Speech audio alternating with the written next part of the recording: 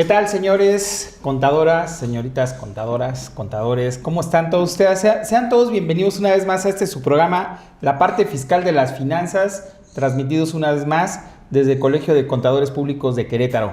Hoy nos sentimos realmente honrados con nuestro invitado que tenemos el día de hoy para desarrollar un tema por demás interesante y no nada más en la parte contable, basta decir, sino que también en la parte social es importante el tema que se va a desarrollar hoy. Hoy vamos a ver algo de lo que es la herencia y de lo que es el legado. Le vamos a dar ahí un matiz un poco enfocado a lo que nos atañe, que es precisamente esta situación más legal hacia el contador que trasciende en la parte de patrimonial de cualquier individuo, ¿vale? Y para el día de hoy y desarrollar este tema, tengo en la mesa a dos invitados. Por un lado, un contador público del Colegio de Contadores Públicos de Querétaro y por otro lado, al licenciado Eric Espinosa Rivera, que es el notario público número 10 aquí en el estado de Querétaro. Me es grato poderlo saludar, mi estimado notario, bienvenido, qué gusto, es un verdadero placer. Ahorita vamos a platicar un poco de lo que implica esto, temas muy interesantes estamos platicando antes de salir al aire. Y por aquí tenemos a un buen amigo, mi estimado Omar, bienvenido. ¿Cómo estás, una vez Fer? más. Muchas gracias, pues, muy amable por invitarme. Al contrario, gracias por apoyarnos. Hoy nos encuentra presente porque la agenda se le complicó un poco al presidente del colegio, a nuestro buen amigo Rafael, pero bueno, desde aquí le mandamos un cordial saludo y que todo salga bien para él en estas reuniones que va a tener. Si les parece bien, vamos a hablar un poco de lo que viene siendo este tema, mi estimado licenciado Eric. Primero, me gustaría un poco poner en contexto la importancia de la notaría pública. No estábamos hablando de este tema, a veces se confunde hasta dónde llegan los alcances de un notario, que lo hace un poco diferente con el corredor público, porque muchos de los que nos siguen, que son contadores, contadoras mayormente, lo que llega a suceder es que pues de repente no saben en qué momento acudir con un notario y en qué momento acudir con un corredor público. ¿Nos puedes poner un poco en contexto de qué es la notaría, el ejercicio de la notaría, por favor? Sí, claro, a ver. En términos muy generales yo podría decir que notaría es el lugar en el que vamos a ejercer la fe pública. Fe pública que no es otra cosa más que una potestad que el Estado nos ha otorgado para tenerse por ciertas nuestras aseveraciones y que por lo mismo nos ha encomendado actuación en diversos campos. Nosotros tenemos actuación en campo civil, en campo mercantil, en campo administrativo, etcétera. Okay. Mientras que la figura del corredor, pues bueno, sí también es un fedatario, no hay duda, pero él está exclusivamente metido en la parte mercantil. Es increíble porque cuando se dio la última reforma a lo que fue la ley de correduría, la hizo Salinas de Gortari precisamente, cuando estaba modernizando muchísimas cosas. Y creo que perdió una oportunidad de oro porque hace una reforma en donde, pues si bien es cierto, sí les actualiza la función, no así los instrumentos y no así la capacidad de actuar en muchas más cosas que a nosotros sí. Para ese entonces ya el gremio notarial se había movido. Ustedes recordarán que pues, las escrituras se pasaban en esas cosas, librotes espantosos, sí, claro. El papel morado que era el papel lectográfico, las gelatinas se embarraban a todo. Era verdaderamente un caos el trabajar con esas cosas. Y ya nosotros trabajábamos entonces, cuando se da la ley de correduría, trabajábamos en el protocolo abierto. De hecho, Querétaro es pionero, si no es que el primer estado de la República que formalmente establece el protocolo abierto, que es trabajar con hojas sueltas, que son los folios, que pues los puedes meter padrísimo en una impresora láser y entonces sale rapidísimo todo aquello, ¿no? Aprovechando la computación. Y digo que creo que se perdió oportunidad porque, no, sin el ánimo de verme envidioso, creo que para precisamente evitar estas confusiones con quién voy, con melón o con sandía, ahí debieron haber, así lo digo con toda claridad, desaparecido la figura del corredor y los hubieran agregado al gremio notarial. Así de fácil. Así de fácil. A ver, pues eran abogados la mayoría de ellos y los que no los hubieran metido un poco a especializarse en materia o a estudiar lo que es las materias propias, pero pues prácticamente el enorme porcentaje de ellos eran abogados y los pudo haber metido porque pues un requisito número uno para ser notario es ser abogado previamente. De acuerdo. Tomas la especialidad después y comienzas en el ejercicio. Y aquí creo que se perdió esta oportunidad porque entonces ya no meteríamos nosotros en conflicto a Juan Pueblo, que dice, híjole, ¿en qué momento voy con un notario? ¿En qué momento voy con un corredor? Si yo me salgo a la calle y le pregunto a la gente, ¿quién es un corredor? Me va a decir, pues el que va trotando, ¿no? Sí. El de los maratones. El corredor público, el que corre en la calle. Exacto, corredor de bolsa, corredor de bienes raíces, pero no me hablan del corredor mercantil, y creo que es una figura muy, muy, muy interesante y muy indispensable, definitivo. Yo no sería de la idea de desaparecerlos por llevármelos, sino por adherirlos al grupo. De acuerdo. Y que formáramos un solo gremio que se encarga de trabajar con la fe pública como potestad que el Estado nos ha otorgado. Ok, quiero entender que con esta reforma que comentas durante el sexenio de Salinas, pues no tenía sentido tener a otro fedatario público nada más para una materia, un par de materias. Quiero entender que la especialidad del corredor es la mercantil exclusivamente.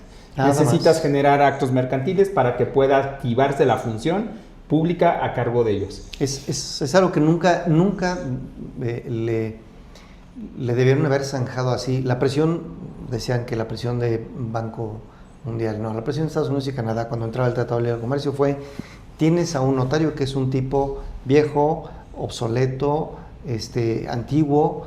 Y bueno, cuando se comenzó a escuchar todo esto, dio un vuelco lo que es la figura notarial, se actualiza, y a la figura corredor la sacaron súper ancestral. Entonces creo que se perdió una enorme oportunidad. Bueno. Como bien dices. Pero fíjate que entonces, mi estimado Omar, qué interesante entenderlo así. Son actos mercantiles. Hace un par de meses, por ahí tuve oportunidad de leer un criterio jurisprudencial, que todavía no se elevaba a jurisprudencia, respecto a los poderes, porque se tratan de actos civiles. Así es. De hecho, el criterio está bastante interesante. Digo, muchos de los que nos siguen son contadores, pero están involucrados en la parte legal, y hablaban de este tema, ¿no? Hablaban de la parte de decir, a ver, el origen de un poder es civil, tan es así que lo ven hacer un código civil, y sea federal o de alguna entidad federativa, y pues bueno, un corredor público pues no tendría tantas facultades como para poder expedir poderes. No tiene ni una, que es lo difícil. O sea, a ver, pero mercantil sí. O sea, sí puede constituirse una sociedad mercantil ante él. Perfecto. La sociedad mercantil tiene sus figuras que son propias, decimos nosotros, una representación orgánica. Traes al gerente, traes al administrador.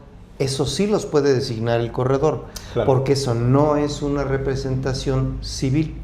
Pero si la sociedad mañana le quiere dar un poder al abogado para que vaya y litigue, ya no se pudo, tienes que pasarte con un notario. Llegamos al ridículo extremo de decir, ¿se puede constituir la sociedad ante el corredor? Sí. ¿Dar el nombramiento del administrador? Sí. Sí, claro. ¿Y otorgar poderes? No, eso sí ya no. Híjole, qué pena, porque entonces le estamos diciendo, bueno, tantito hago contigo y luego paso a la tienda de enfrente para ir a hacer un poder. Me suena ridículo. Total. Me suena ridículo, y sobre todo si realmente lo que queremos es dar apertura. Yo creo que no se trata de exclusivismo. Si es algo que incluso los corredores han pugnado. Es que ustedes traen monopolio. Pues no lo traigo. A ver, pues ahí está puesto y tuvieron la oportunidad de oro. Se fue. Por legislación. Y ha habido gente que incluso ha intentado hacer esto que estamos tratando ahora, que es el testamento, testamentos ante corredor. Cuidado, ni se les ocurra. Es que tiene fe pública y el que está haciendo el testamento es un comerciante. Mucho gusto. Sí, el acto jurídico es civil. Pero sí, eso es el punto fino de esto, ¿eh? Sí. Nos obliga a saber diferenciar entre actos, entre uno civil y uno mercantil. Sí. Es fundamental. Sí, y yo aquí agregaría, bueno, ¿qué les podemos recomendar a quienes nos acompañan el día de hoy? Entendemos como tal que ante un corredor público sí podemos designar a un administrador, a un consejo de administración, quienes estarán investidos con ciertos poderes que diga el estatuto social, pero cuando se trata ya de un poder derivado, esos ya no están ahí. Apoderado legal, ¿no? Sí. Por ejemplo, ya cuando ejerces ser apoderado legal. Ya no están ahí en esas potestades, y es un error común. Y es un error común que nosotros los contadores lo podemos vivir cuando vamos ante el SAT a intentar inscribir a una persona moral. Y bueno, eso de dónde vienen sus poderes, pues los cedieron ante el corredor público, pues esos poderes no tienen validez. Sí. Otra cosa que a mí me llama la atención, y como bien lo mencionó y retomo, la gran mayoría de los corredores públicos son abogados. Sí. Sin embargo, tienen una intervención hoy que se ha dado constante en el tema de evaluación de activos. Sí, bueno, es otro tema. Y digo, bueno, a ver, ¿con qué características profesionales puedes hacer una evaluación de activos? Cuando existe una especialidad de ser perito evaluador, que bueno, aquí en Querétaro inclusive hay un colegio ya de evaluadores, que la gran mayoría de ellos son ingenieros o son arquitectos en la materia de inmuebles, y hay otro tipo, por ejemplo, ingenieros mecánicos para cierto tipo de maquinaria. Eso yo he utilizado incluso alguna vez algún ingeniero agrónomo para valorarse movientes, pero bueno, como abogados, porque digo, está bien que conocemos las leyes, está bien que estamos metidos en el comercio, pero es una yo cuestión creo técnica, que no tenemos la preparación académica para establecer cuál es el valor de este iPad. O de los activos de una empresa, ¿no? Sí, Porque no, el no, valor o de sea, una empresa. La ley no es varita mágica. Chirrín, te hago evaluador, nomás porque eres corredor. No. A ver, mis funciones están muy claras y dentro de las mismas está la de ser evaluador. Pero coincido, para ser evaluador pues necesitas conocer la materia de la evaluación, claro. Y efectivamente en Querétaro se corrigió la ley hace algunos años cuando salió la ley de correduría para decir, a ver, aquí en el estado de Querétaro solamente pueden ser arquitectos o ingenieros con la especialidad en evaluación. Inmuebles. Sí, en inmuebles, materia inmobiliaria. Sí, porque por ejemplo yo trabajo muchísimas cosas con avalúos hechos por perito y tiene que ser un perito reconocido por el estado de Querétaro y no puedo jamás utilizar uno que sea un corredor. Hay quienes dicen, oye, pero para el impuesto a la renta sí porque es materia federal. No, definitivamente no, porque incluso ya en su momento tendremos oportunidad de echarnos otra cotorriza, pero ni siquiera el avalúo para materia federal se necesita, se le quiere para la materia local, que es diferente. Pero sí hay muchas de estas cosas que se quedaron. Yo les decía a mis alumnos en alguna ocasión, sí, y también un valuado, digo, un corredor puede ser árbitro. ¿Lo vamos a poner a pitar el partido de América Chivas? Pues no, a ver, tampoco. Ni nos vayamos tan bajo ni tampoco tan alto. Yo creo que su dimensión. Si el señor me demuestra tener los conocimientos, vale. Que yo sepa, aquí en Querétaro solo hay un corredor que sí tiene la cachucha de ser abogado e ingeniero, que es Castropolo y que es ingeniero, es evaluador y al mismo tiempo es corredor. Es el único, no hay otro. Ok, no hay interesante. Sí. Pues la naturaleza por eso la pregunta, ¿cómo podemos empezar a diferenciar? Porque no es un ejercicio fácil entre lo civil y lo mercantil. Como abogado y como asesor de empresas te puedes facilitar mucho identificar esto, ¿no? Entonces, porque esto nos permite ir dándole forma al tema que vamos a ver hoy. Porque ya te adelantaste con unas preguntas que era precisamente, oye, entonces, ¿por qué el corredor no puede? Porque es un acto civil. Sí. Pero hay una vieja práctica que se está dando, ¿no? Yo escucho mucho a los asesores que de repente hablan de la herencia y, bueno, pareciera que faltaría diferenciar la figura de la herencia, ¿no? Es decir, la figura de la herencia es una figura bastante compleja desde mi punto de vista, porque, por lo menos civilmente hablando, pues puedes heredar y en ese momento el que recibe el título de heredero, pues recibe básicamente todos tus bienes, ¿no? Ya si te dejan algo en particular, ya cambia la institución jurídica, ¿no? Háblanos un poco de esta parte, porque creo que esto es sustancial, porque muchas veces se comete el error, ¿no? De suponer que si yo soy heredero porque me dejaron la camioneta, pero el otro es heredero porque le dejaron la casa, el departamento, y pareciera que no es tan así, ¿verdad? Sí, y bueno, a ver, retomando desde lo que era esto de la fe pública, efectivamente la gente ubica con más claridad la figura del notario por la antigüedad, la tradición que se nos ha ido inculcando desde pequeños, ¿no? Es decir, se trata de hacer una compra-venta, ve con un notario. Se trata de hacer un testamento, ve con un notario. Y entonces, bueno, entramos a la figura del testamento. Testamento visto como el acto solemne en el que una persona dispone de sus bienes para después de su muerte. Y aquí recalco, hay solamente 2 actos jurídicos que son solemnes en todo nuestro sistema legal: matrimonio y testamento. Ok. Y de matrimonio se nos habla de él cuando estamos afuera de la iglesia o del registro civil. Tú vas del lado izquierdo, tú del derecho, tú debes de hacer esto, tú debes de hacer lo otro, pero no nos hablan de lo que es la institución del matrimonio. Y hoy por eso se ha perdido hasta los fines del matrimonio, que pues bueno, esa sería parte de otra charla y nos vamos a lo del testamento. En el testamento es otro acto jurídico solemne y la gente no habla de él porque algunos piensan que se va a morir. O si comenzamos a hablar del testamento es porque tengo una enfermedad, llámese cáncer o una parecida, Claro. voy a salir de viaje, híjole, mi vecino acaba de fallecer, cualquier cosa de estas nos apremia para hacer un testamento. Entonces la gente es cuando se acerca a las notarías. Si bien es cierto, septiembre empezó como septiembre, el mes del testamento, antes de él, la propuesta que hacía el gremio notarial es, oye, vamos a hablar de la donación de órganos y en donde la gente pueda acudir al notario para hacer una expresión de donación de órganos. Se habían creado hasta unas tarjetas muy simpáticas que de alguna forma garantizaban cuando una persona fallecía si eras donante o no de órganos. Ok.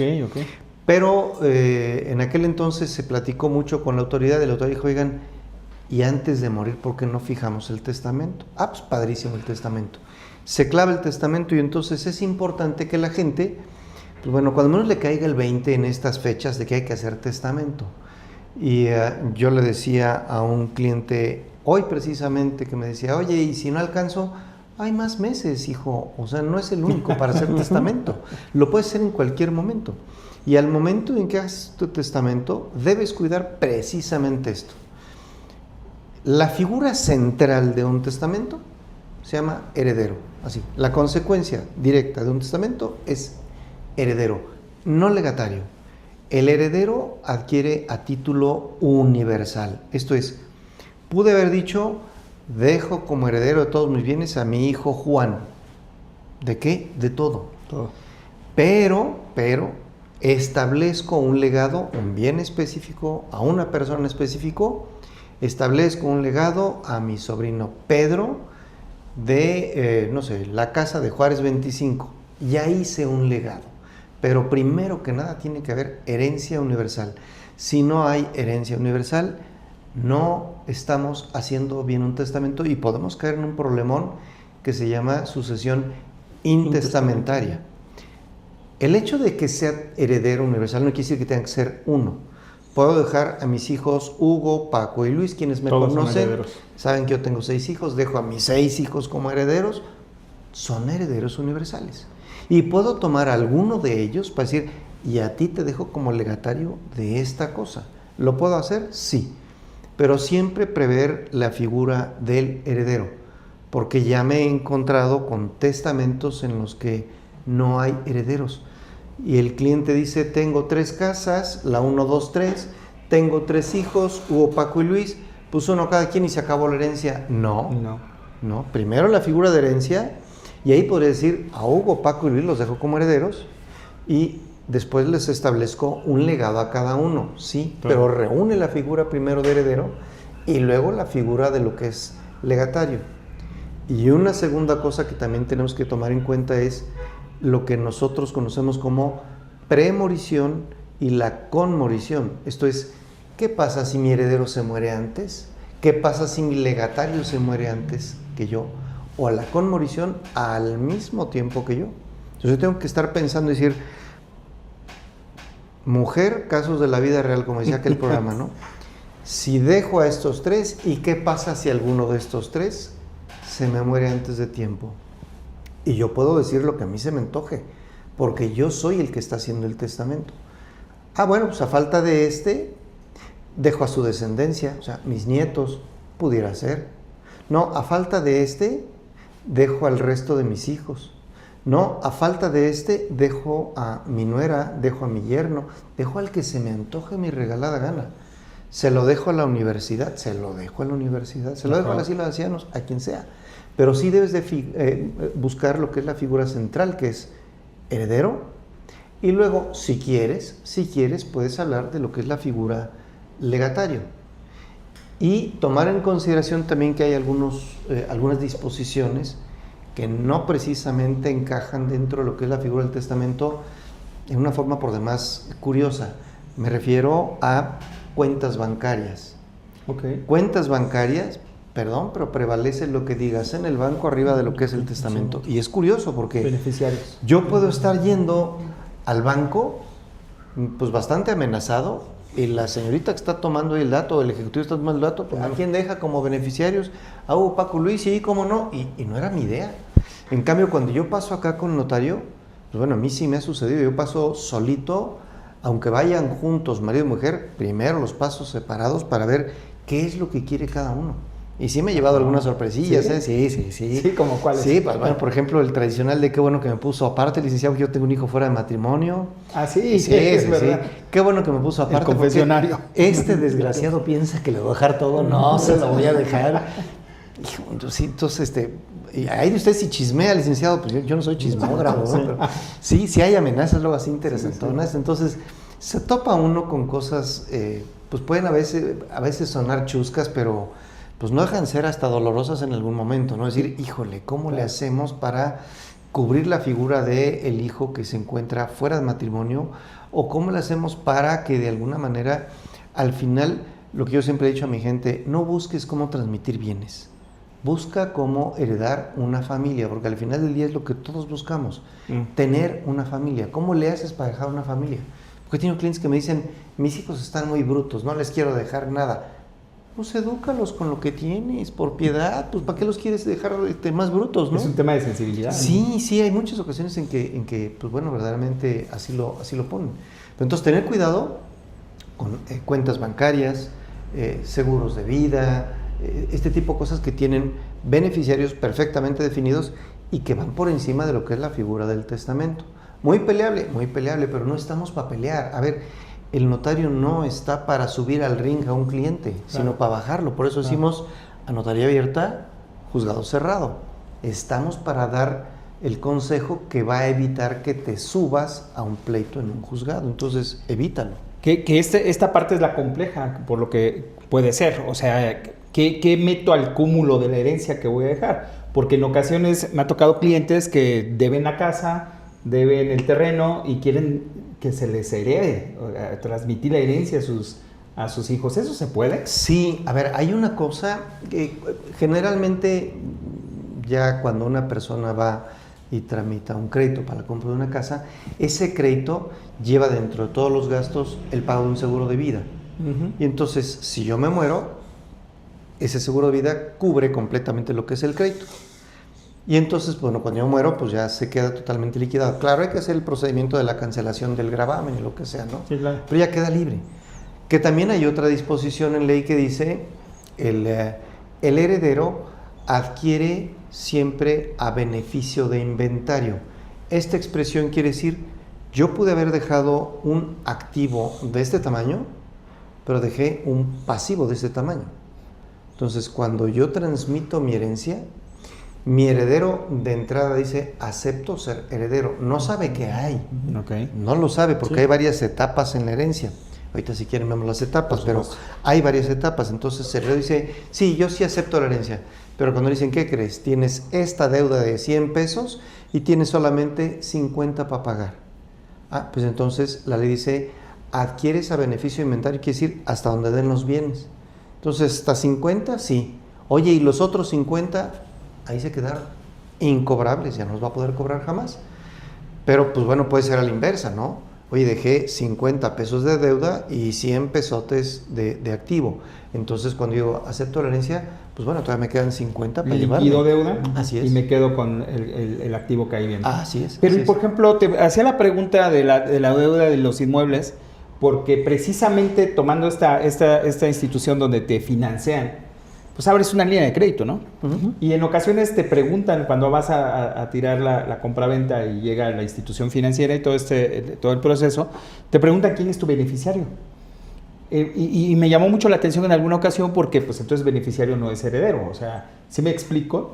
Hago ese mismo símil que tú hacías con las tarjetas. ¿No caeríamos en esa situación? Hablando de esto que el inmueble todavía lo debo, pero hay un beneficiario que viene ahí mencionado, ¿entra a la parte notarial? No, definitivamente no. No, y ese lo ponen siempre como segundo lugar por si algo quedara. Claro. Por si algo quedara, pero primero que se paga la deuda es inevitable, ¿no? De que se pague, se pague. Hay figuras que han surgido por ahí que ya no se utilizan realmente, porque la misma autoridad ha provocado que se vengan abajo, como es el caso de esta figura que estaba en el testamento público simplificado. que le pusieron muchos adjetivos para decir, a ver, es un testamento que es una persona que adquiere una vivienda de interés social o interés popular. Y cuando yo adquiero una vivienda de interés social e interés popular, que son 20, 30 UMAS, depende de cuál de las dos, cuando esta persona deja como heredero a un sujeto en la adquisición, dice, dejo en la misma escritura como beneficiario a mi hijo Juanito, punto. El día en que yo falte, ese Juanito lo que hace es, con la escritura que habla de un beneficiario, va y tramita el cambio de propietario, y es un cambio de propietario sin pago de impuestos. ¿Por qué? Porque precisamente es una vivienda de interés social, interés popular. Que también hay otra figura en el estado de Querétaro, y esta sí es solo el estado de Querétaro. Y esta la traemos más o menos de la época del sexenio de Burgos, que es cuando tú falleces en el estado de Querétaro y dejas una sola propiedad, pues solo una. Si dejas dos o más ya valiste. Tienes que dejar una. No me importa el tamaño de la propiedad. Pude haber dejado un edificio de 5, 10, 15 o 20 pisos, o pude haber dejado un terrenito en la punta del cerro. Pero si lo dejas una y la dejas a tu cónyuge, a tu concubina o a tu ascendiente o descendiente, está exenta de impuesto de traslado a dominio al momento en que falleces. Entonces, hay ocasiones en que cuando la gente va y plantea el testamento, bueno, a mí en lo personal sí me gusta escarbar un poquitito para ver qué tanto traemos en la mente, qué tanto trae de patrimonio, y entonces comienzo a rascarle y luego les hago la propuesta. Oigan, podríamos utilizar una figura parecida al testamento que se llama donación, porque al final del día el que recibe la propiedad lo recibe de gratis en el testamento y en la donación. Nada más que la donación es entre vivos. Yo te regalo a ti. Y en el caso del trámite sucesorio es por causa de muerte. Me muero y como consecuencia te lo llevas. Entonces, hay ocasiones en que nos conviene hacer donaciones en vida y quedarme con una sola propiedad, que será la más cara, y por ser la más cara, el día que yo falte, esta pasa exenta de impuesto a mis descendientes. Eso es una estrategia. Ya comenzamos a jugar con estrategias. Es una estrategia donde el contador eso le debe interesar bastante, ¿no, Mar? Sí, y fíjate que me gustaría, hablando de la modernidad y de las nuevas regulaciones, nosotros entendemos el Código Civil es manifiesto cuando tenemos a una persona que testa el día de hoy, pero puede testar mañana y puede volver a testar pasado mañana. Así es. Y prevalece la última, y es una obligación del juez cuando se apertura el pedir este informe al Archivo General de Notarías para saber cuántos testamentos existen, y prevalecerá el último. Así es. ¿Qué sucede al día de hoy con la NOM que regula los documentos electrónicos que son firmados con firma electrónica con fiel y a través de un ente certificador? ¿Se podría emitir un testamento firmado con este tipo de firmas? No, definitivamente no. Porque es ante presencia de notario, que es lo que hablamos de solemnidad, ¿no? Así es. Anularíamos esa intención. Debo reconocer que en la Ciudad de México se abrió la figura con el tema de la pandemia de poder otorgar un testamento a través de la computadora y bla, bla. Que yo sepa, no se ha firmado ni uno, la verdad. Es que es muy difícil poder aventártela así y decir, órale, ponte detrás de la computadora. A ver, para quienes hemos tenido experiencia de dar clases vía Zoom, hombre, pues hay veces en que tú estás viendo hacia el chamaquito y alrededor de él hay 5, 6, 7 más chamaquitos. Te topas con el chamaquito que puede estar hasta incluso escondiendo la botella de la cerveza. Te topas con el que está en la cama, te topas con muchísimas cosas que te hacen hasta perder la concentración en el tema que estás trabajando. Y yo creo que el tema del testamento sí amerita que en vez de que le demos tantas facilidades, le demos más seguridades de que sí haya una comunicación notario-cliente para poder saber qué es lo que se quiere realmente, poder encontrar qué es lo que se está pretendiendo, porque hay veces en que la gente no lleva la brújula muy puesta. Hace unos días un cliente me decía, oiga, hice un testamento, ¿lo puedo cambiar por donación? Y hoy precisamente una señora me decía, oiga, pues ya hice el testamento a favor de mis hijos, pero sigue siendo mío lo que estoy diciendo ahí, señora, hasta que se muera. Lo quiere usted vender, lo quiere usted regalar, haga lo que quiera. Mientras usted viva, esto no se toca. Esto es de usted, punto. El día que usted se muera, esto pasa a sus herederos, antes no. Y lo mismo en la otra, es decir, lo puedo cambiar por donación, son dos cosas abismalmente diferentes. Dejamos el testamento vivo, hacemos la escritura de donación. ¿Qué va a pasar el día que se muera? Pues que el testamento ya es ineficaz, ya no sirve, porque a lo mejor nuestro testador pues ya no dejó bienes, se los acabó. Y ha habido ocasiones en que las sucesiones no se necesitan abrir porque precisamente no hay bienes que repartir. ¿Para qué hacemos un gasto innecesario, no? Afortunadamente se nos otorgó la posibilidad de llevar a cabo sucesiones testamentarias y sucesiones intestamentarias en una notaría, con condiciones muy claras. Todos tienen que ser mayores de edad, todos con capacidad de discernir y cero conflicto. Entonces, si todos nos entendemos, padrísimo. Y entonces podemos orquestar muchísimas cosas. Y nos sentamos a la mesa con una persona que, pues bueno, me dice, oye, somos 8 hermanos, siéntense los 8. Papá murió y no hizo testamento, perfecto. Pedimos nuestro informe al archivo de notarías para ver si hay o no hay. Otra creación fabulosa, porque yo doy mi aviso al archivo de notarías, pero este archivo se conecta con uno nacional que es el Registro Nacional de Testamentos. Entonces una persona pudo haber hecho testamento en Querétaro, en Tijuana, en Cancún. El último es el válido y todos van a salir reflejados en ese informe. Son padrísimos esos informes, la verdad. Ese sí fue un avance brutal y no tiene tampoco muchos años, ¿eh? Entonces, pues bueno, ya cuando menos tenemos la certeza de que esta persona no hizo testamento. Ahí trabajamos luego también con las homonimias, que hay veces en que traen el mismo nombre. Sí, pero a ver, ¿cuál es su CURP?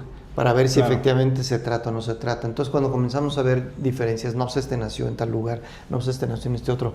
Entonces, hay datos diferenciadores. Sí, ¿no? Sí. Es bonito cuando comienzas a hacer intercambio de opiniones con otros notarios de otras entidades y le dices, oye, a ver, fulanito de tal, yo lo traigo aquí con estas características y estos datos generales.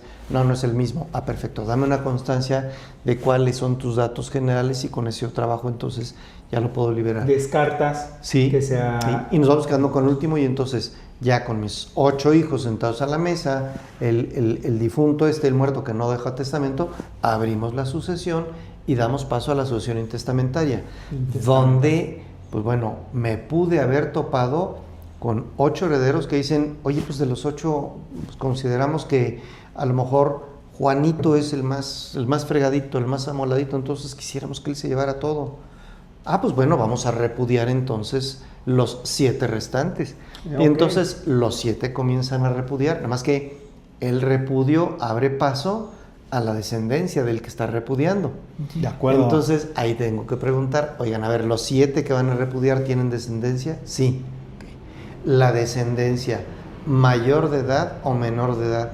No, pues menores de edad, entonces ya no nos está conviniendo mucho, porque tendríamos que entrar a un juzgado. No repudies. Y entonces, sí, exacto, ya no repudias, quedamos entre los 8, y a lo mejor los 8 lo que después hacen es venden derechos de copropiedad a ahí este mismo, heredero. ¿no? Ahí mismo la notaría. Lo hacen la venta, o en su momento se tendría que ver la figura, pues, la indispensable para que este heredero se pudiera llevar los bienes, pero sí es estarle poniendo mucha inventiva, mucha maquinaria y estar viendo los supuestos que se pueden generar. Basado en el estudio, en la legislación, evidentemente, ¿no? Sí, claro. Pero mira, me llama mucho la atención esta primera estrategia, porque muchos de los, insisto en este punto, de los que nos siguen, los contadores, pues de repente tienen estas dudas. Y yo recogería esta pequeña conclusión hasta este punto, que es, a ver, sí diferenciar entre lo que sí puede hacer un notario y sí puede hacer un corredor público.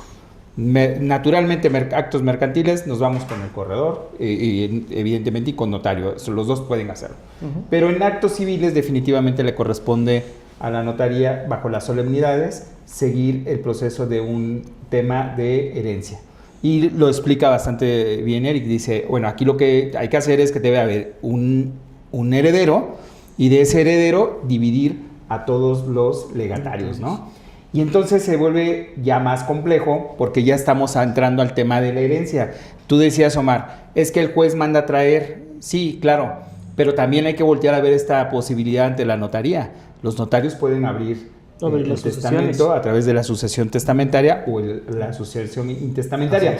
Las condicionantes están muy claras: mayores de edad, lúcidos y sobre todo que no tengan un conflicto, para que estemos en las condiciones óptimas. Porque quiero suponer que al carecer de jurisdicción o de aplicar la ley o de pronunciarse ante un conflicto, pues tendría que mejor resolverse ante un juzgado, ¿no? Así es. Entonces, tan pronto hay una discusión, perdón señores, hasta aquí llegó mi participación, nos vamos a un juzgado. Punto. Sí, hasta ahí. Si va a haber un conflicto, pues no podemos aplicar el derecho, simplemente vayan y la ventanita es el juez, ¿no? Así es. Y aquí hacemos esta parte de llegar con el notario de forma voluntaria, amistosa. En el ejemplo llegan estas 8 personas y un par de estrategias que yo rescato. No perdamos de vista esta figura que está en el estado de Querétaro, en el donde tenemos un solo bien, pero me quedo con una duda. ¿Este bien tiene que estar en el estado de Querétaro? Sí. Tiene que estar ahí, sí. Es una condicionante, ok. Sí. Sí, porque a mí va a traer a todos mis clientes del interior de la República. Entonces, en el estado de Querétaro, una estrategia: tengo 4 propiedades, dejo la más cara, la de mayor valor o mayor producción inclusive, y en donación reparto los demás. Y yo repartiría en donación de nuda propiedad, para todavía disminuirle un poquito más. Okay. Me quedo con el usufructo de todas las que doné. Vamos a pensar que tenía 5 propiedades, dono nuda, y entonces, como la nuda propiedad es el 50% y el usufructo el 50%, voy a pagar sobre el 50, sobre el 50, sobre el 50, sobre el 50. O sea, pagué nada más 200.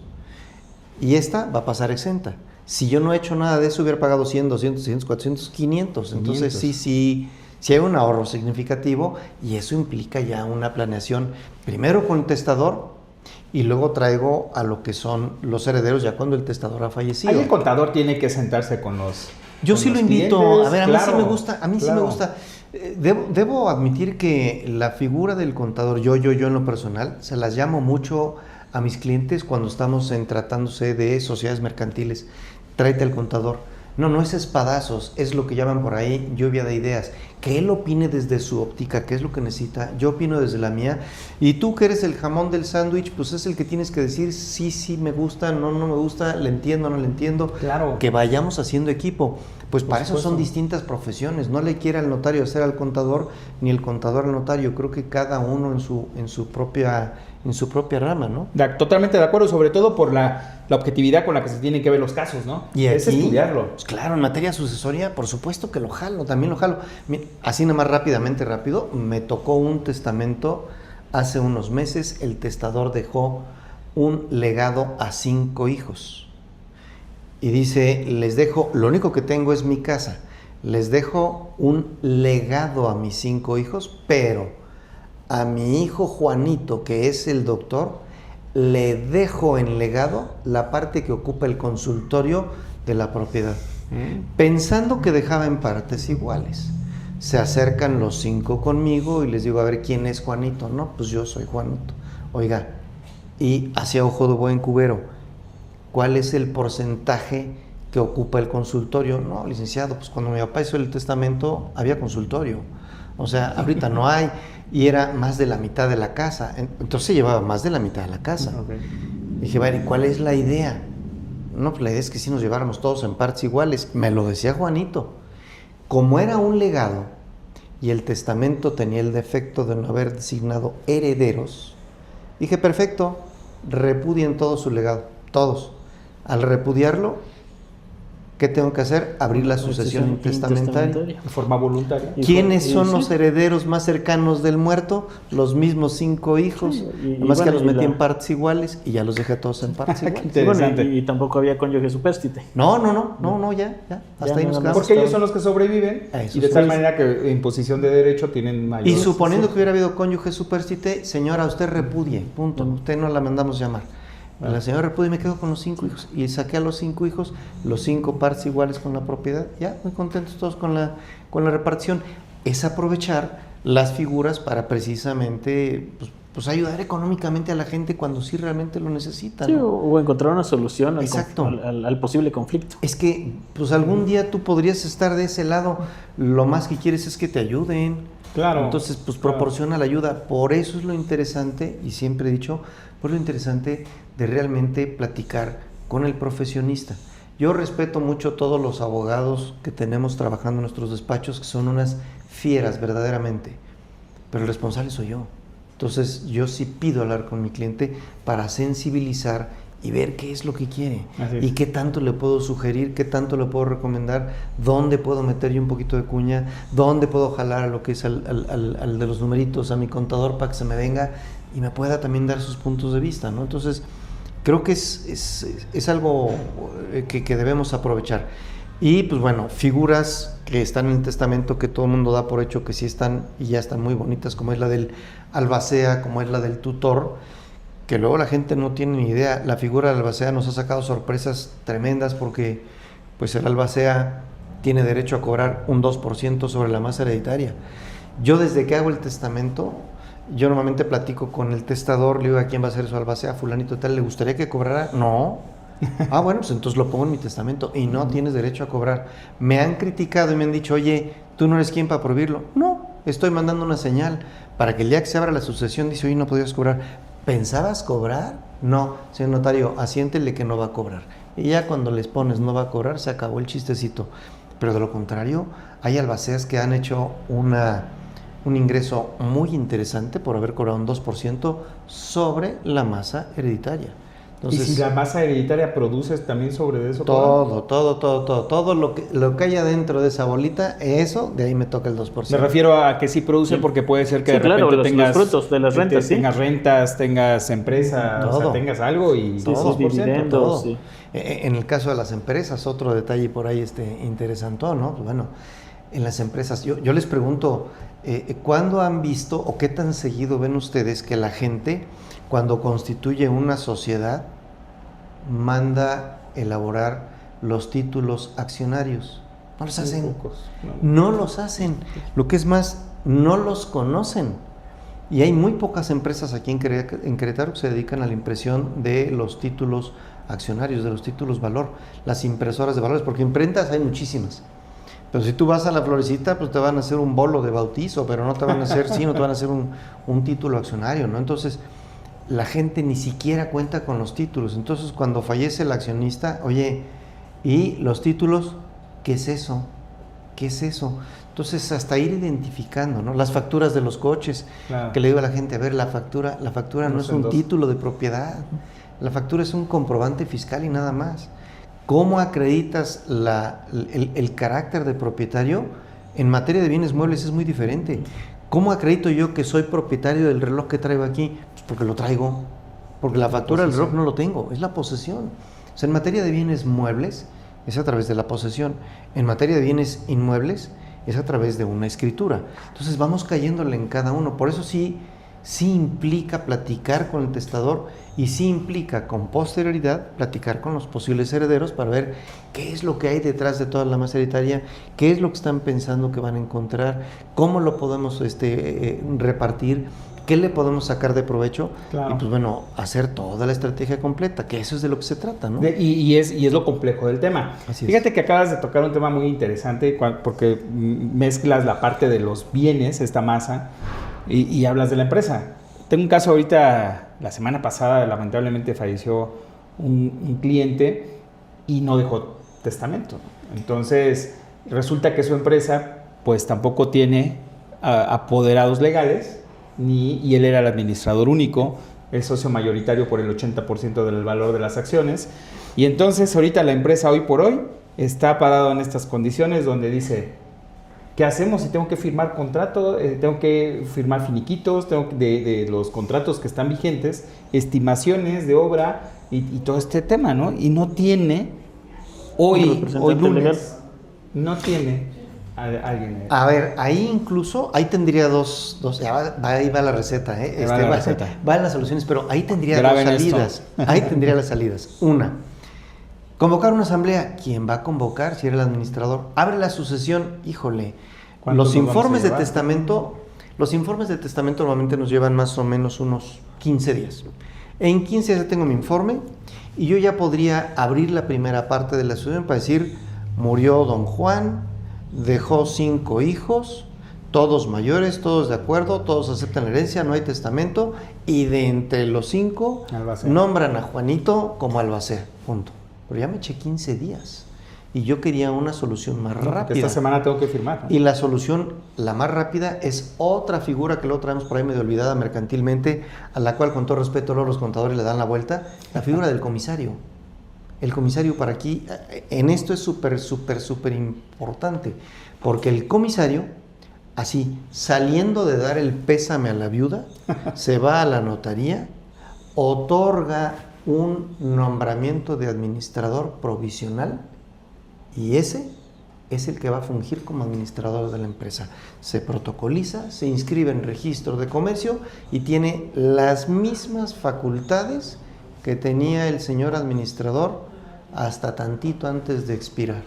Todas. Y con eso evitas cualquier situación de incumplimiento de contratos y todo. En lo que resuelves, porque tienes que resolverlo, sí, ¿no? Claro. Mi nuevo administrador firme los contratos, mi nuevo administrador pague lo que haya que pagar, acérquese al banco. ¿Es objetable tu personalidad jurídica frente a terceros? No, definitivamente ¿Tiene las no. mismas características? ¿Absorbe Todas. las del 10 y todo esto? Absolutas, todas y totales. Todo lo marca claramente la ley de sociedades mercantiles. Y entonces, pues bueno, ahí está el administrador, por eso se llama provisional, ahí está. Mientras tanto, seguimos con la sucesión, porque ahorita lo puse muy romántico, los 5 hijos se pusieron de acuerdo, pero ¿y si no se ponen de acuerdo? Pues vámonos a un juzgado, ¿cuánto tiempo van a estar allá? Muchísimos años. Ahora, ya se pusieron de acuerdo, sí hay un albacea, perfecto, entonces este albacea sigue sin poder convocar una asamblea, porque lo primero que tendríamos que ver es quién se va a quedar con las acciones de papá. Así es. Y entonces, si se van a quedar los 5 hijos con las acciones de papá, el albacea tendrá que hacer el inventario, dentro del inventario aparecen las acciones, las aplica o las adjudica a favor de los 5 herederos, y ahora sí los herederos, los 5, yo quiero imaginar que tendrán, pues bueno, un porcentaje suficiente para poder motivar algo. Ellos no pueden convocar una asamblea, salvo que fuera una sociedad de responsabilidad limitada, pero si fuera una sociedad anónima, lo que tienen que hacer es acudir a un juzgado para decir, oye, pues a ver, no le podemos pedir al administrador porque pues definitivamente no hay quien convoque, no le podemos pedir al comisario porque ni siquiera existe. Si me quedé con el administrador provisional, padrísimo, porque él convoca a la asamblea y ya nos ponemos en orden. Pero si no tengo el administrador provisional, si no tengo el comisario, si no tengo el administrador, le tengo que acreditar al juez quiénes son los accionistas con los títulos, y el juez viendo los títulos dice, ok, ahora sí, ustedes si reúnen el 30 y tantos %, que no se da. Podemos estar convocando. Porque la esposa es 20%, el que falleció está al 80%, pues ¿cómo repartimos? Tendría que juntarse todos para traer el 30 y tantos %. Sí, y por más que acudan con el notario, pues se van a tardar este plazo, ¿no? De 15 días. Yo ahí sí les diría, busquen por cielo, mar y tierra al comisario y ese nombre, el administrador provisional, y con ese siguen. Y a ese no administrador ya le pedimos, ahora sí, convócate una asamblea, ya estamos aquí los hijos, traemos las acciones. Ya tenemos a la albacea, ya se abrió la asociación de forma voluntaria. Pues ya tenemos propiedad, ya tenemos los títulos, cada quien tiene su porcentaje correspondiente, ya somos accionistas firmemente los hijos. Entonces, si ya soy accionista, pues bueno, me inscribo en el registro de accionistas de la sociedad, que es otro registro que nadie utiliza, pero bueno, me inscribo como nuevo accionista, y entonces ahora sí, el día de la asamblea, me apersono y tengo mi título, estoy inscrito en el registro de accionistas, confío en que la señora traiga lo mismo y nos sentamos a discutir tranquilamente. Que esta parte de los accionistas es bastante interesante, porque fíjate que por ley, en la Ley General de Sociedades Mercantiles no lo prevé. No prevé que tengas que hacer el tema de convocar y hacer todo, una ordinaria o extraordinaria, ¿no? Tal cual no lo prevé, como un requisito indispensable que cambies tus libros de acciones y todo este rollo, ¿no? De accionistas. Pero la resolución de miscelánea fiscal sí te lo pide. El SAT te lo pide. El SAT sí te pide que tengas ese control y que lo tengas notariado, porque muchos dicen, basta con que quede ahí, no lo notariamos, no lo protocolizamos, que es la palabra. Sí que hay que entrar al tema de los documentos de fecha cierta para el carácter fiscal. Y tiene que pasar por la fe notarial. Y dice una resolución de miscelánea fiscal como un requisito de una ficha de trámite que tienes que llenar, que cuando tienes accionistas y estos accionistas no son los mismos que originalmente vieron hacer a la empresa, pues requieres un acta protocolizada frente al notario público, y de hecho te lo dice, en el que se hayan incorporado los nuevos accionistas. Híjole, esto no estaba preparado, pero a ver, tocó una parte que a mí me puede llegar hasta el fondo. Sí. A ver, número 1. Sí, la ley de sociedades mercantiles sí prevé que cada vez que haya un cambio de accionista, yo debo de inscribirme. Y es más, la ley dice, la sociedad va a reconocer como accionista a quien figure en el título y en el registro al mismo tiempo. Cosa que está también en la ley de títulos y operaciones de crédito. No dejamos de ver que las acciones son títulos. Claro que sí. Está desde allá, viene allá. Entonces lo jalamos. La primera modificación la hizo el legislador a sociedades mercantiles, la hizo a 2, a las únicas 2 que trabajan hoy, la SA y la SDRL. Y dijo, los socios las sociedades están obligadas a subir su padrón de accionistas en el portal de sociedades mercantiles. Pero norma imperfecta, norma sin sanción, no hay sanción, pasa nada. Nadie hizo nada. ¿Qué sucede después? Entra ahora sí quien sí nos va a regañar y llega a Hacienda y dice, a ver, yo sí quiero que lo subas, por favor. Y primero sacaron una regla miscelánea para subir lo que era al grupo de los accionistas. Después de la regla miscelánea entró la ficha, creo que es la 195 si no mal recuerdo. Y la ficha es la única que utiliza la expresión de protocolizar. Y dice, deberán subir el documento protocolizado, mas nunca dice una asamblea.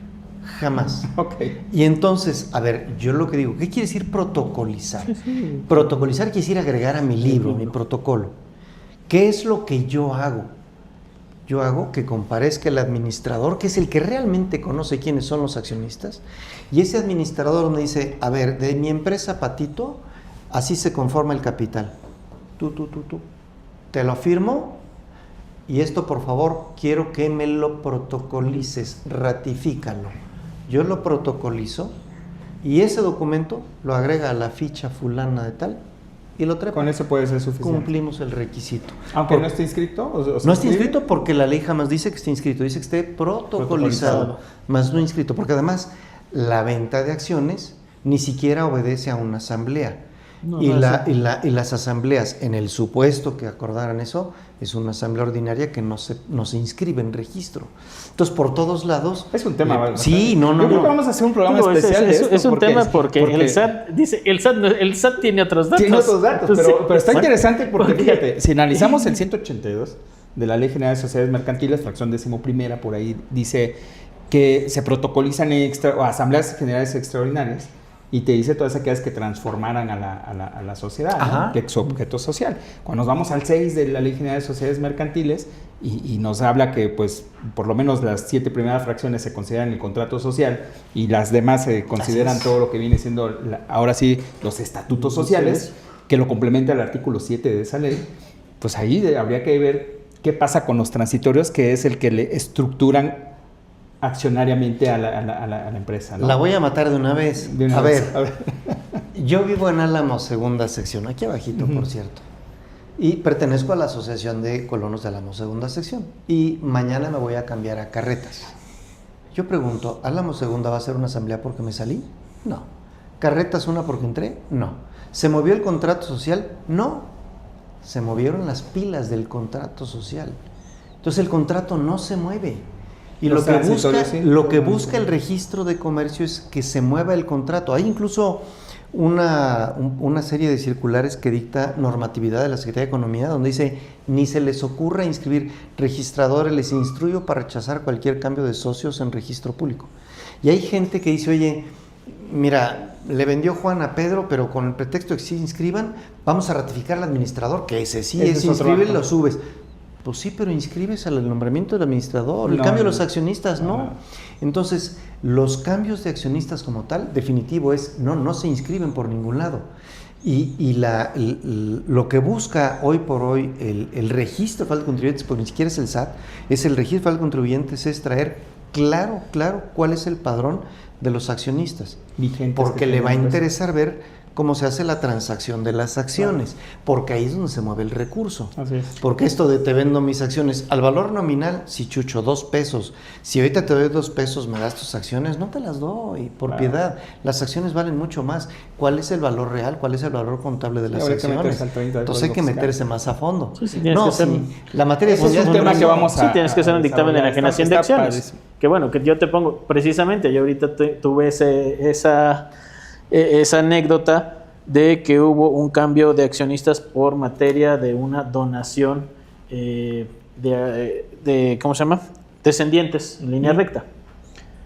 Y se hace una asamblea para reconocer a los nuevos socios. ¿Por qué? Porque el SAT, para dar ese aviso de cambio de socios, me pidió que estuviera protocolizada. Claro. Y bien, pues la subimos a un protocolo y la mandamos protocolizada y me dijo, no, tiene que estar inscrita. Sí. Y en el registro público me rechazan la inscripción precisamente porque no es inscribible. Claro. Pero pues ahora sí que peleate con el referee y peleate con el... Pero es rarísimo, hay mucho que discutirle ahí al registro de contribuyentes. Yo, las últimas 20 sociedades que he subido al portal, porque además me toca ayudarlo al contador a subirlas, han sido protocolizando donde comparece el administrador, que si se fijan hoy... Te voy a tocar un tema que no debería, lavado de dinero. Hoy por hoy, incluso lavado de dinero dice, reconóceme quién es el beneficiario, y el que sabe es el administrador. El administrador sabe quiénes son los socios. Si el administrador no sabe quiénes son sus socios, está frito. Pues ¿con quién va a discutir? Está vendiendo cosas. Exacto. ¿Con quién va a discutir? ¿Con quién va a celebrar una asamblea? Entonces el administrador es el que dice, a ver, señor notario, estos son. Y mira, soy el administrador, te lo acredito con esto. Eso lo protocolizas y eso lo podemos meter en la fichita esta y vámonos para arriba. ¿Inscripción en registro? No, inscripción en registro jamás de los jamases porque ya no lo quitaron. Hoy por hoy el registro público nomás es que se mueva el contrato social, nombre, domicilio, duración, objeto y capital, que son los 5 requisitos que aparecen en el artículo 6, como bien señalaste, sí, efectivamente. Si se mueve cualquiera de esos, a fuerzas tenemos que meternos al registro de comercio. Y los nombramientos, ni siquiera el del administrador es obligatorio. Dices, opcionales. Si quieres inscribirlo, claro que lo inscribo. Las instituciones de crédito dicen, si tú no estás inscrito, no te doy el préstamo. Pues claro, siquiera que se identifique quién es el administrador. Es. Pero el 21 del Código de Comercio dijo, no, como tú gustes, nombramiento de administradores o nombramiento de cualquier otro funcionario apoderado, o factores o dependientes, si tú quieres, inscríbelos, si no, no los inscribas. Chúspales, entonces te quedas con la disyuntiva de decir, ¿qué hago? ¿Lo inscribo o no lo inscribo? Pero al final, todo esto venía porque traíamos accionistas que se nos murieron y que no traían testamento. Por piedad, aprovechemos el mes del testamento. Que solo septiembre, ¿verdad? Septiembre es el del beneficio económico. Okay. Que sí es un incentivo económico, sí, pero realmente si se pone uno a ver todo lo que conlleva un patrimonio, los costos que nos llevan los cambios de propietario de un patrimonio, y lo compara uno con un costo de un testamento de 5, 6 mil pesos, por piedad, en un restaurante con 5 amigos ya te lo llevaste. Encantado la vida. Fácil. Entonces, no es un costo caro, y es mucho más caro tener que pagar todas las consecuencias de todo esto. Sobre todo quien tiene vidas un poco complejas, ¿no? Porque la vida nos la vamos haciendo compleja cada uno. Me toca ver, como decía en un principio del programa, me toca ver cantidad de cosas muy duras de entender, muy duras de aceptar, pero pues bueno, al final tienes que darles una solución y ponerles un abanico de propuestas para decir, mira, está esto. Así funciona. Escógele la que tú quieras conveniente. Así hay gente que, por ejemplo, la semana pasada me dijo, vengo, aquí está mi patrimonio, mis hijos, que tú me hagas el testamento. Sí, yo te lo hago, nomás dime cómo. No quiero que tú me digas cómo. No, pues el testamento es tuyo. Sí, tuyo. Los hijos son tuyos, el patrimonio es tuyo. Claro. Sí, pero mira, este tiene esto, tiene esto. Híjole, dices tú, Dios mío, no hacemos una. Y al final del día, pues bueno, le di una idea, la convoqué para una segunda reunión, que es la firma, que será en esta semana. Dije, tienes para el siguiente jueves para que me definas. La propuesta sería esta, pero de último borrón podemos ajustar lo que se necesite y ponemos lo que se necesite. Tu última voluntad. Así es. Pero bueno, al final, bastante interesante y se nota que ya tienes muchos años dando clase. Es que además le pegaron las sociedades mercantiles mi materia. ¿No? Sí, te gusta. Oye, pero fíjate, Me gustaría que los que nos siguen se queden con esta parte de, bueno, ya está el testamento, fuimos con el licenciado Eric Espinosa, Notaría 10, nos estructuró cómo podría ser, bueno, lo estructuramos nosotros y él nos asesoró con su equipo de trabajo, ¿no? Pero se da el evento, se dan las hipótesis para abrir esta notaría. Hablabas de unas etapas. ¿Cuáles son las etapas de esta sucesión, de esta... Ante ti, ya no te he juzgado, porque eso ya... Sí, de juzgado son las 4 tradicionales. Okay. Yo ante notario la resumo en 2. Ok. Una primera, donde me exhiben el testamento, el acta de defunción, y yo con esta pido mis informes, 15 días, y ahí concluimos la primera etapa, donde los herederos dicen, dejó testamento, es el último testamento, estamos todos de acuerdo con lo que se dice en el testamento, y estamos de acuerdo con el cargo de albacea. Si fuera intestamentaria, sería exactamente lo mismo, nomás que no hay testamento, estamos todos somos mayores, queremos ser herederos todos y queremos que fulanito sea el albacea. Esa es mi primera etapa, que es lo que llamamos inicio o radicación. Hay quienes dicen que no le llamemos radicación porque yo no he hecho raíces, que eso solo en juzgado. Está bien, no me rasgo vestiduras, hombre. Iniciación, el inicio del testamento. Ahí se abre la sucesión. Esa primera etapa la inscribimos en registro público si es intestamentaria. Si es testamentaria, con que se inscribe el testamento, más que suficiente. De acuerdo. Después de ahí, le decimos al albacea y le decimos a los herederos completos, oigan, a ver qué nos dejó el muerto, ¿no? ¿Cuáles son los bienes? No, pues son estos y estos y estos. Perfecto. Hagamos entonces el inventario de cuáles son los bienes y cómo nos los vamos a repartir. Si en el testamento hay legados, en la forma... Si no hay testamento, pues bueno, todos quedan como herederos. Entonces, después de mi inicio, hago 2 publicaciones, una a los 7, bueno, al día siguiente, luego otra a los 7 días, y luego tengo que esperar 30 días, por si aparecen acreedores o deudores del muerto. ¿Esa publicación la haces en...? Periódico Común y Corriente, sí, okay. En el que a mí se me antoje. Entonces yo publico, espero mis 30 días, y al día 31 hacemos los cambios de propiedad, y se acabó. O sea, una sucesión ante notario, en 2 meses se fue. Podría salir. Sí, perfectamente. Mira, si las cosas van tranquilas, en 2 meses terminas con absolutamente todo. Es un trago amargo para los que tienen la pérdida de un ser querido, como para seguirles machacando. En 2 meses se acabó y otra cosa mariposa, ¿no? Ya lo que sea. Y sí he tenido personas que van... literal, a los 5 días, ahora sí que como dicen, no perdonaron ni el novenario. Llegan luego, pero es que hay cosas que no te puedes detener. Como cuando caso, traes mercancías perecederas, ¿qué haces? Ay, espérate a ver a qué hora se me pasa el luto. No, separa lo material de lo espiritual y vámonos a darle a lo material, claro, con la pena. Es lo que tienes que hacer, ser un poco más objetivo y ser más práctico para realmente salir adelante con tus problemas. Muy bien, pues qué interesante, pues ya se consumió la hora que teníamos programado. Sí, se nos fue. Rapidísimo. Como el hito de media. Sí, y pues bueno, no queda más que agradecerte esta charla que nos has dado para el gremio. ¿Alguna otra duda, mi estimado amigo, respecto del tema de la herencia? Bueno, creo que tocamos todas las bases mínimas esenciales. Claro. La parte impositiva de la herencia, pues es muy simple para la parte contable. Yo creo que reiterarla debe de ser innecesario. Sin embargo, yo creo que deberemos de repetir, o más bien ampliar, lo que hablamos de sociedades mercantiles, porque lo vivimos a diario, esa gran dificultad que hay en hacer compatible el SAT con el registro público y con la función notarial. Cierto. Sí. Porque pues nosotros, como contadores públicos, nos acercamos a recibir la asesoría, como bien lo mencionas, de un notario respecto de ciertos actos protocolarios que hay que realizar en las asambleas. Y bueno, pues conforme a la ley hay que cumplir una serie de requisitos. Sin embargo, encontramos que hoy pues el SAT legisla desde la resolución miscelánea, legisla desde su página web, y pues lo que acá desde el punto de vista notarial y sociedades mercantiles es lo correcto, para ellos en el ámbito administrativo fiscal completamente distinto. Y te topas con pared, porque bueno, pues ponte a alegrarle al árbitro, y por más que tú envíes un documento, como ha sucedido, oye, te envío mi acta protocolizada donde hay cambio de accionistas. No, rechazado porque falta la inscripción.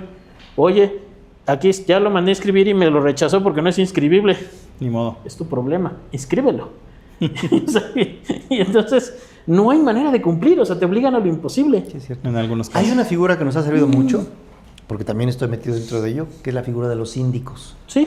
Y hay resoluciones bien interesantes de síndicos que le han ido forzando un poquitito a la burocracia de la Secretaría de Hacienda y Crédito Público.